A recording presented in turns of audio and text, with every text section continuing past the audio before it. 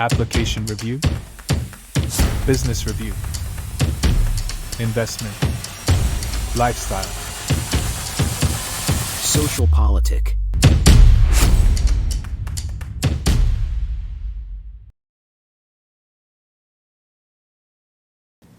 Halo Bapak Ibu, saudara-saudari sekalian, lovers and haters, salam cerdas Indonesiaku. Jumpa lagi kita pada kesempatan kali ini.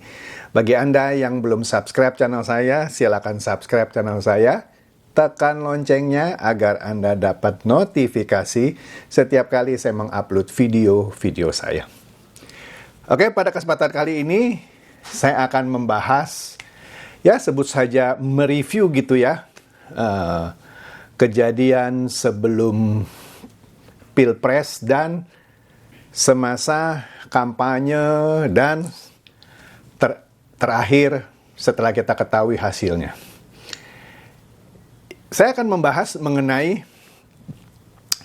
politik balas budi dari seorang yang bernama Joko Widodo dengan politik rendah hati dari seorang Prabowo Subianto berbanding dengan politik kacang lupa kulit seorang Ahok. Oke? Nah, sebelum itu kita lihat dulu beberapa hal yang ringan dan yang lucu gitu ya.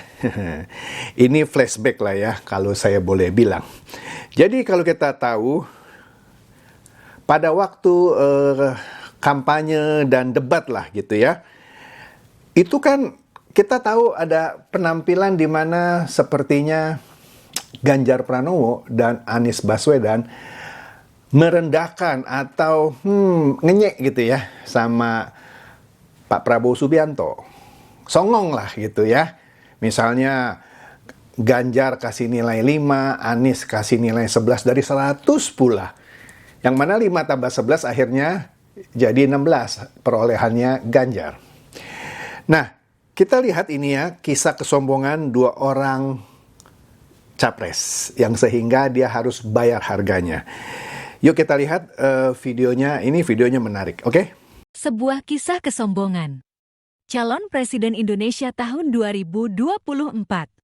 Berakhir tragis. Apakah Pak Ganjar nanti ke depannya akan menagih janji tersebut untuk mengadakan debat mungkin Pak di luar debat yang digelar oleh KPU ini? Tidak perlu, debatnya itu hari ini, kenapa mesti besok? Kalau memang tidak siap jangan berdebat. Kalau mau siap, ya persiapkanlah dengan baik debat itu. Maka kalau kemudian kita waktunya terbatas, itulah ujian yang paling bagus. Maka kalau Anda tidak perform, jangan menantang pada ruang lain. Ruang lain nanti ada ruang sendiri. Karena Anda akan berbicara dengan yang lain. Sebagai Menteri Pertahanan umpama, beliau akan berdebat nanti dengan DPR. Ya, dan publik akan melihat, tapi dengan saya sudah cukup ada di sini. Maka publik kita minta untuk menilai bahwa saya mengajak untuk membandingkan data dan beliau tidak sanggup. Kepemimpinan diharuskan bisa menguasai komunikasi supaya gagasan bisa disampaikan dalam waktu yang diberikan. Dan ini bukan urusan antara satu pribadi dengan pribadi lain yang harus dijelaskan. Ini adalah forum untuk seluruh rakyat paham. Bukan ngopi di ruang yang tertutup. Jelaskan di forum tadi. Dan sesempit apapun waktu yang diberikan, gunakan untuk menyampaikan. Dan itu semua bisa disampaikan. Saya bicara di berbagai forum global, ya waktunya 1 menit, 2 menit. Tapi saya pernah menyampaikan di depan Sekjen PBB dalam waktu 2 menit. Dan gagasannya kemudian diterima oleh Sekjen PBB. Artinya apa? Ya memang kita harus menggunakan itu. Ini bukan antar pribadi. Jadi saya ingin garis bawahi, ini bukan ngopi bareng ditunjukin data. Anda lihat ya, keduanya dengan gayanya dan mimik mukanya yang mohon maaf, songong gitu ya. Itu ya merendahkan kemampuan seorang Prabowo Subianto ya dalam hal debat. Ganjar misalnya nggak perlu bukan debat lah, diskusi di ruang lain gitu ya. Kan Pak Prabowo selalu bilang, oke, kalau mau mau lebih detail saya bisa jelaskan sambil kita ngopi-ngopi biar masyarakat dengar, karena Memang debat itu kan cuman diberi waktu 2 menit gitu ya. Sulit untuk menjelaskan secara detail, tapi nggak perlu. Anies pun sama, dia bilang kalau ya singkatnya kalau memang jago gitu ya dalam waktu singkat dong kayak saya waktu ngomong di PBB. Oke ya. Nah, itulah buah kesombongan yang harus dibayar lunas ketika rakyat memberikan suaranya. Karena Ganjar dengan PD-nya pada waktu itu merasa dia paling menguasai debat. Begitu juga Anies Baswedan. Oke?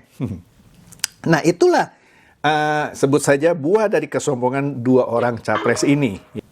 Kemudian kalau kita lihat di setiap kesempatan selama masa kampanye, bahkan setelah Pilpres usai, Pak Prabowo ketika setiap ketemu anak kecil, dia peluk, dia gendong, dia cium keningnya. Bahkan ketika dia berkunjung ke Tiongkok, dia lakukan hal yang sama kepada seorang anak kecil yang memberikan dia bunga. Nah, ini ada suatu yang lucu ya. Sepertinya Pak Anies mau meniru apa yang dilakukan oleh Pak Prabowo. Tapi kita lihat ya hasilnya bagaimana ya. Apa yang dilakukan Anies berbanding yang dilakukan oleh Prabowo.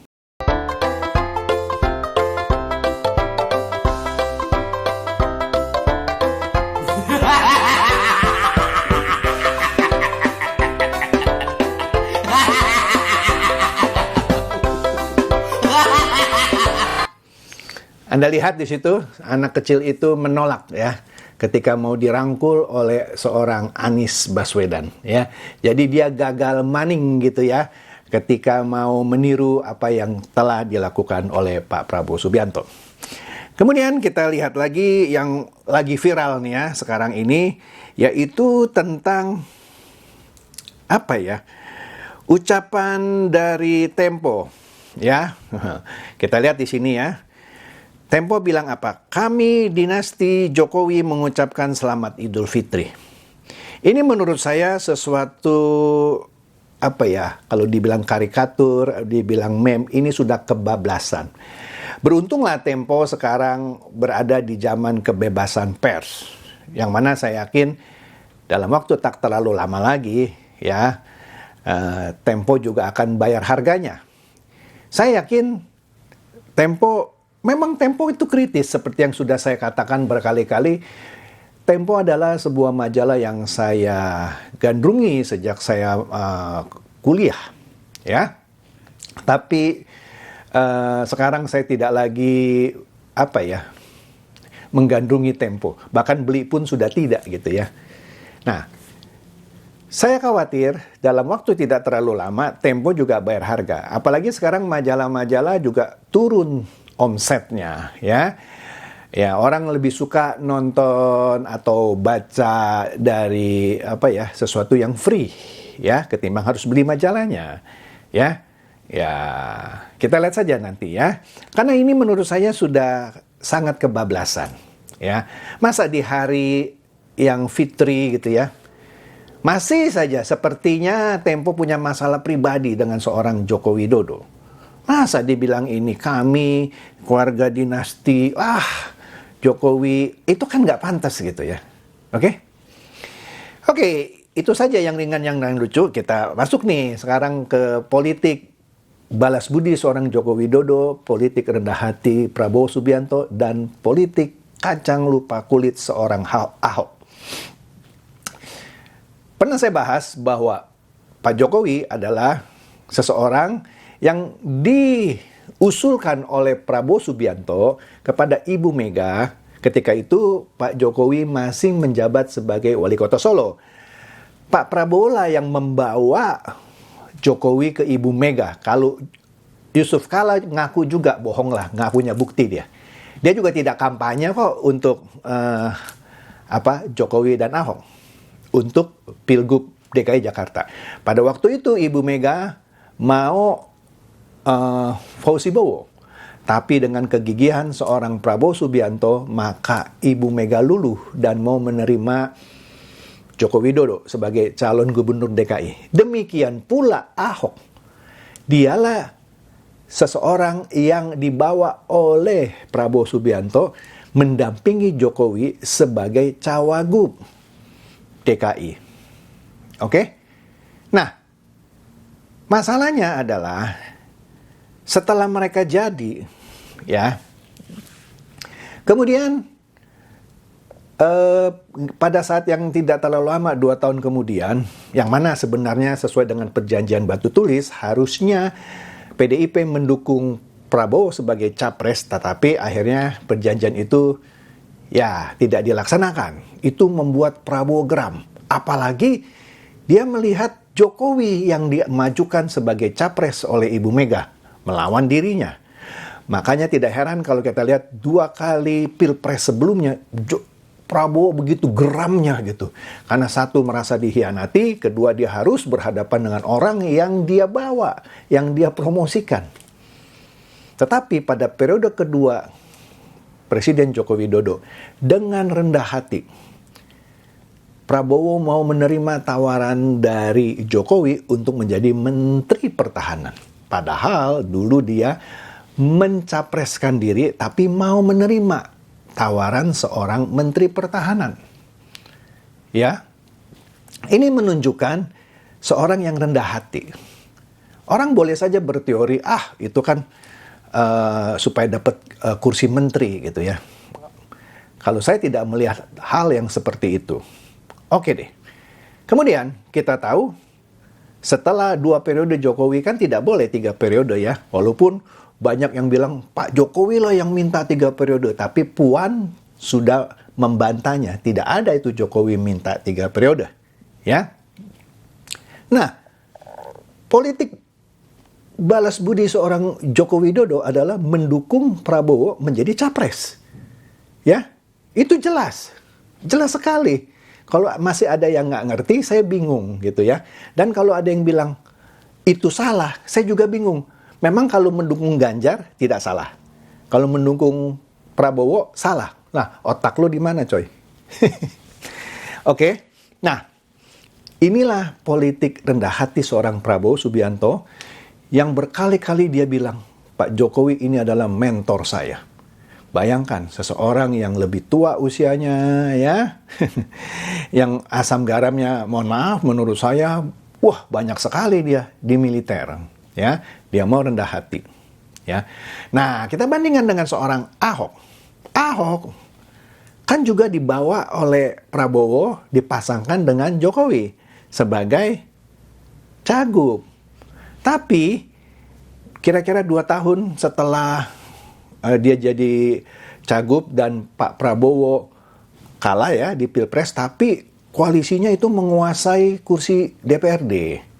Ya, dan Pak Prabowo pernah berwacana nanti gubernur kepala daerah Jakarta lah misalnya tidak lagi dipilih oleh rakyat tetapi melalui DPRD. Wah, Ahok waktu itu bilang, saya nggak setuju itu. Nah, inilah ketidaketisan seorang Ahok.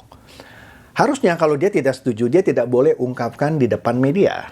Dia harus menghadap Prabowo, memberikan masukan. Pak, jangan begitu Pak, itu nggak elok Pak. Tetaplah pilkada. Tapi dia dengan lantangnya ngomong, itu nggak benar gini-gini. Padahal Prabowo adalah bosnya, dia waktu itu ada di Gerindra. Kemudian dia bilang, kalau ini dilaksanakan, saya akan keluar dari Gerindra. Nggak berapa lama kemudian, itu kan baru wacana ya, tidak jadi dilakukan. Ya, karena untuk melakukan itu panjang lah ceritanya. Dengan gagah berani, tanda kutip, Ahok berbicara di depan kamera. Dia bilang, saya keluar dari Gerindra. Seminggu atau 2 minggu kemudian, baru surat pengunduran dirinya dia kirim ke Prabowo. Nggak dijawab sama Pak Prabowo. Ini kan ketidaketisan seorang Ahok, ya, yang sudah dinaikkan menjadi cawagup dan akhirnya jadi wakil gubernur, dan dia lupa kulit, ditinggalkan itu Prabowo Subianto. Ya akhirnya dia harus menuai karma ya menurut saya ya, dia ketelepasan lidah dan dia harus menjalani masa tahanan sebagai seorang, mohon maaf, pesakitan karena menodai agama. Kemudian setelah dia keluar dari penjara, Pak Jokowi masih baik hati. Dia diberikan posisi sebagai komisaris Pertamina dengan gaji yang lumayan. Tapi apa balasannya pada masa kampanye? Dia menjawab seorang ibu yang bertanya kepadanya, dijawab, ibu pikir Pak Jokowi bisa kerja? Ibu pikir Gibran bisa kerja? Ya, kemudian dia juga memberikan indikasi untuk tidak memilih Prabowo.